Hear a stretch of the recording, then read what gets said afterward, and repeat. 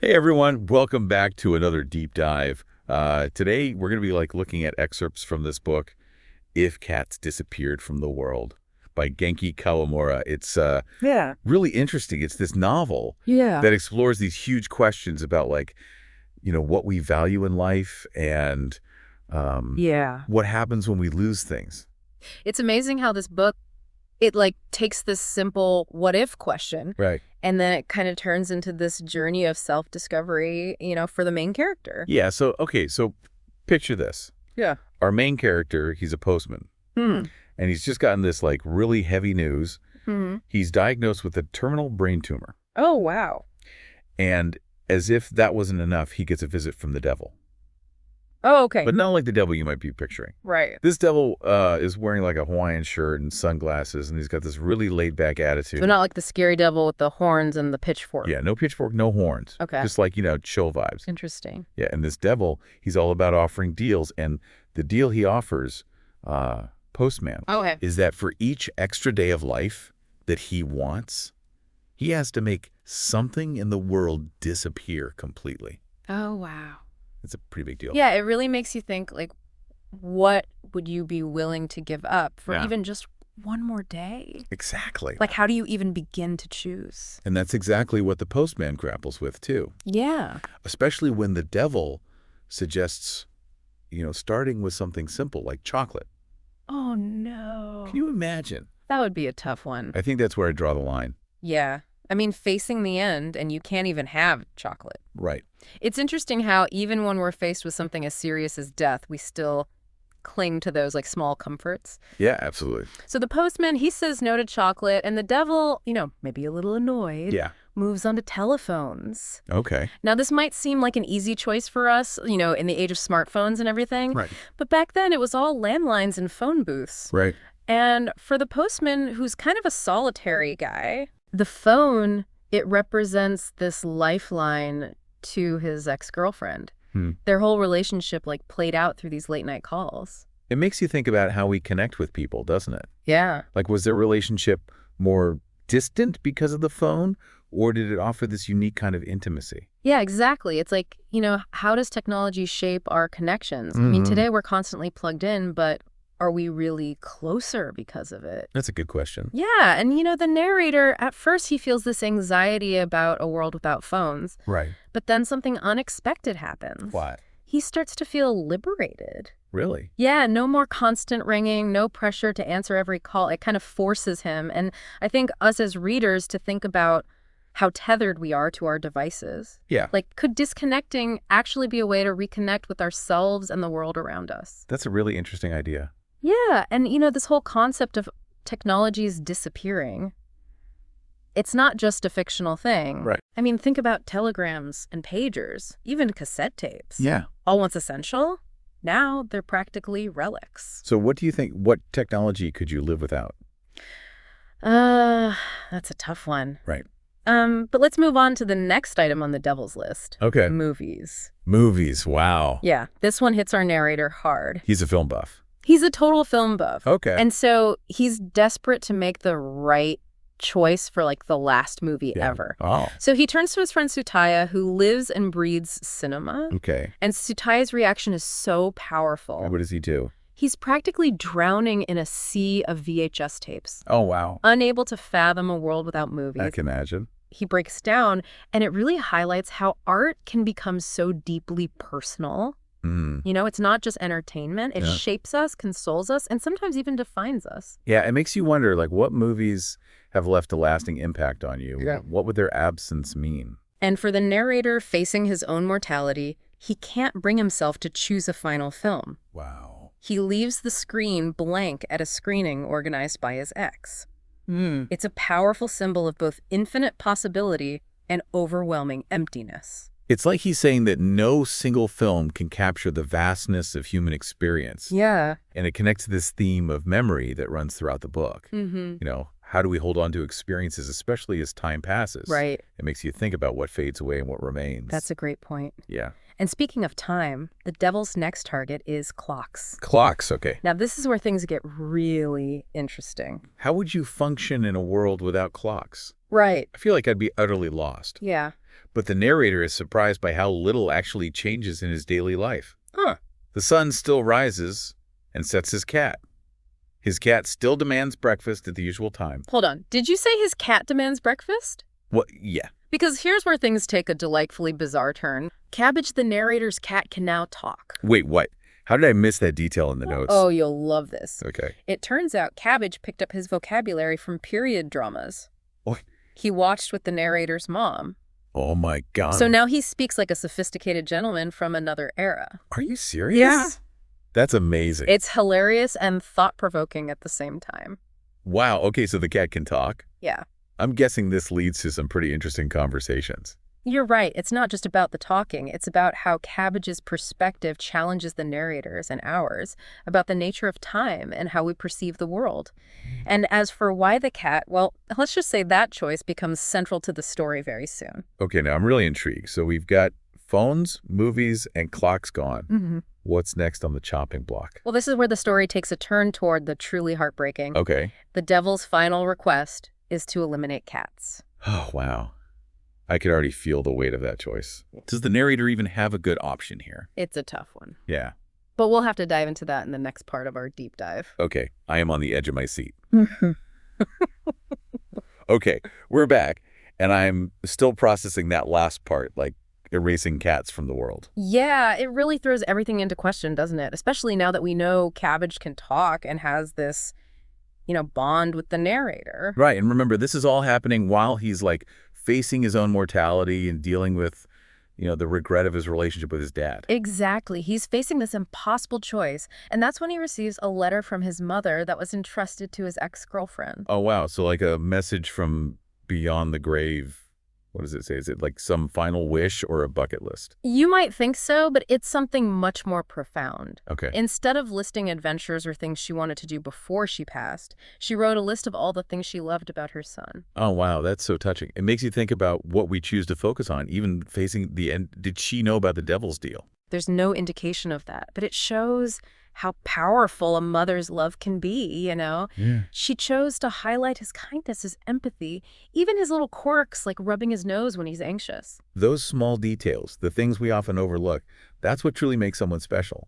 And it makes me wonder, have I told the people I love how much those little things mean to me? It's a powerful reminder for all of us, isn't it? The letter also includes a little secret, a magic trick.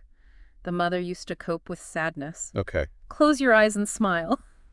It's such a simple act, but it speaks volumes about choosing to find light even in dark times. And that idea that the magic trick, it's echoed by Cabbage, who reminds the narrator about it. It's like the cat now with this voice is guiding him towards acceptance and peace.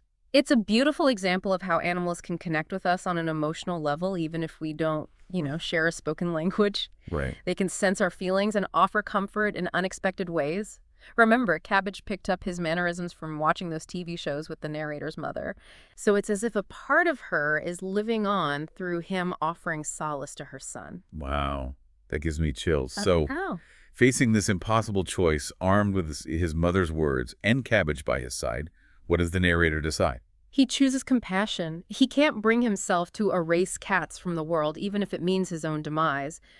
It's a decision born out of recognizing the inherent value of life, even a life different from his own. He's choosing connection over isolation, recognizing that his own survival at the expense of others' happiness is ultimately meaningless. That takes incredible strength. It does, and it speaks to his growth throughout the story. He began by clinging to small comforts, unsure what he valued most. Yeah. But through these losses, he's discovered a deeper understanding of love, empathy, and the interconnectedness of life. And what about his relationship with his father? We left off with a lot of unresolved issues there. Well, that's where the narrator's decision takes on another layer of meaning. Okay. He realizes he can't inflict the pain of loss on his father, who clearly shared a deep bond with Cabbage. He decides to reconcile with his estranged father and entrust Cabbage to his care. It's a bittersweet ending, but it also shows how powerful forgiveness can be even in the face of death. By choosing to connect with his father, he's honoring his mother's last wish for them to find peace. Exactly. He's choosing to let go of the past and embrace the present moment, even though that present is filled with both joy and sorrow. And in doing so, he discovers a sense of purpose and closure. So the narrator makes peace with his fate, reconnects with his father, and ensures cabbage will be cared for. What happens next? It's just like fade away. Well, before he does, the devil, in a surprising turn of events, reveals his true nature. Okay. He explains that he represents the narrator's unrealized potential, the person you could have been. Whoa, that's a deep twist. So the devil is actually a part of himself. It's like a reflection of all the paths, not taking all the choices he could have made. Precisely, it challenges us to think about the choices we make and how they shape who we become. Are there parts of ourselves that we've suppressed? Dreams we've left unfulfilled? The devil embodies that internal struggle, that constant tension between who we are and who we might have been. It makes the whole story even more layered. So the devil reveals his true nature, what happens in the narrator's final moments. He chooses to write a letter to his father, expressing everything he's held back for so long. He pours his heart out on the page, finally letting go of the pain and regret that have weighed him down. That raw honesty, the vulnerability of expressing those feelings is powerful. Yeah. He also decides to include his stamp collection in the envelope, right? Yes, the stamps represent his journey, his connections to the wider world. He's passing on a part of himself, something tangible that holds memories and meaning. It's a reminder that even in the absence of words, we can communicate so much through actions and objects that hold sentimental value. Those stamps become more than just stamps. They become a symbol of his life, his passions, and his connection to his father. And as he delivers the letter, he takes one last look at the world, savoring the beauty of a world that will soon exist without him. It's a poignant moment, a final farewell to the life he's lived, the connections he's made, and the world he's loved. And it's in that moment of quiet contemplation that the novel leaves us with this profound message. In order to gain something, you have to lose something. That line really gets to the heart of the story, doesn't it? It's about recognizing the cyclical nature of life, the ebb and flow of joy and sorrow, and the understanding that our time on this earth is precious and finite. Exactly. And it's not just about accepting loss, but also about appreciating what we gain through those experiences.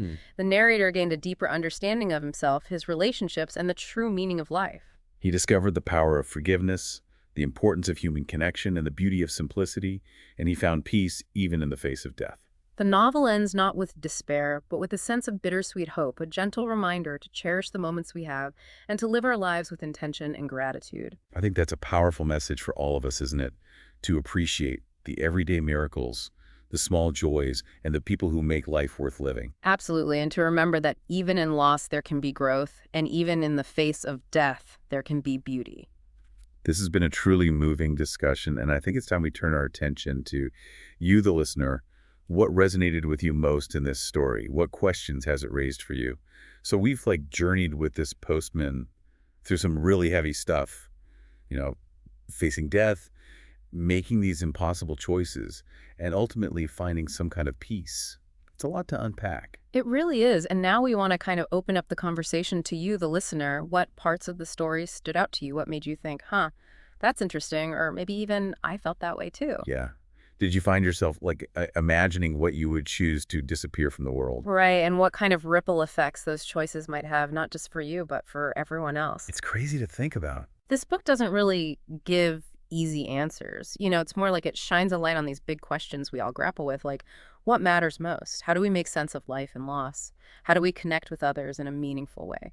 Yeah, and one of the things that really hit home for me was how the story emphasizes those connections, even the imperfect ones, like the postman's relationship with his father.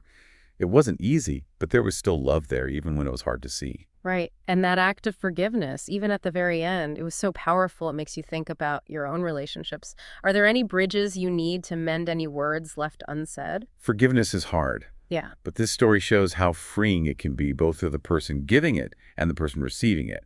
And speaking of powerful moments that way, the narrator held on to memories of his mother. That really got to me. Yeah, the photographs, the objects, even Cabbage's kind of fragmented memories. It highlights how we carry those we've lost with us. They become part of who we are even after they're gone. It makes you wonder what traces we'll leave behind, what stories and objects will carry our memories forward. And it makes you appreciate the importance of sharing those stories while we can. Absolutely. This book also made me think differently about time without clocks. The narrator's life was guided by something more natural. The sun, his body, his emotions. Yeah, sometimes I think we get so caught up in the clock's ticking that we forget to actually live this story like a reminder to slow down, savor those simple moments, and appreciate the fact that time, like everything else, is precious and fleeting. Exactly. And, we can't talk about this book without mentioning the role of the devil. It's such a clever twist, revealing him as the narrator's unrealized potential. Right. It makes you think, what parts of ourselves have we pushed aside? What dreams haven't we pursued? And maybe even, is it too late to start chasing them? It's never too late to examine our choices and ask ourselves if we're living in alignment with our values. And maybe, just maybe, that internal struggle, that devil within, is what pushes us to grow and evolve. This deep dive has really been about more than just a book. If Cats Disappeared from the World is a springboard for thinking about how we live our lives, what truly matters, and how we make sense of it all. It encourages us to find beauty in the ordinary, to embrace the messiness of life, and to remember that even in loss, there's still magic to be found. It's a reminder that even in a world without cats, There's still hope, there's still connection. and there's still a whole lot worth living for. Thanks for joining us on this deep dive. We hope it sparked some interesting thoughts and maybe even inspired you to see the world a little differently. And until next time, keep exploring, keep questioning, and keep diving deep.